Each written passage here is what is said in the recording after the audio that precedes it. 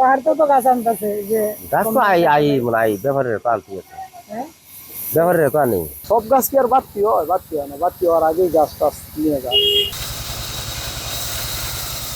নেত্রকোনার বিভিন্ন অঞ্চলে যত্রতত্র গড়ে উঠেছে করাতকল, যার বেশিরভাগেরই নেই অনুমোদন।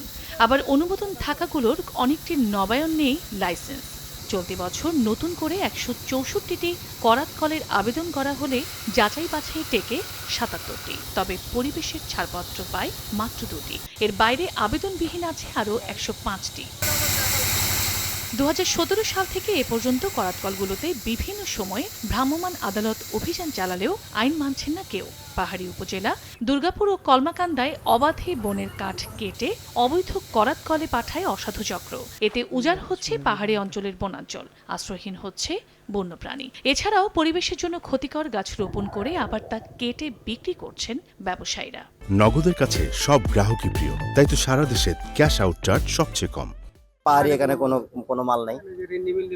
হ্যাঁ, এটা দেশি মাল, এদের দেশি মাল, রেন্ডিমেন্ডি মাল, দেশি মাল এগুলো সব। এই গাছগুলো আছে দুর্গাপুর এলাকা আছে, এই সমস্ত এলাকার মধ্যে আপনার মানে পাওয়া যায়।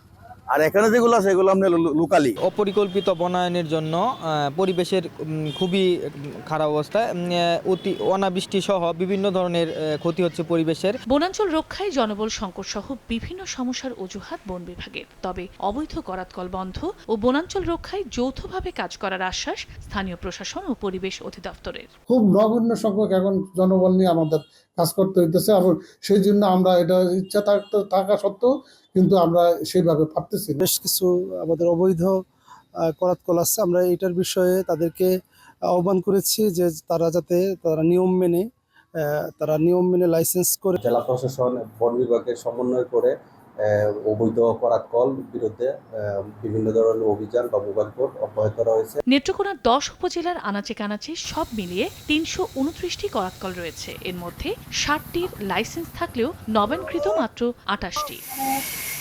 সময় সংবাদ, নেত্রকোনা।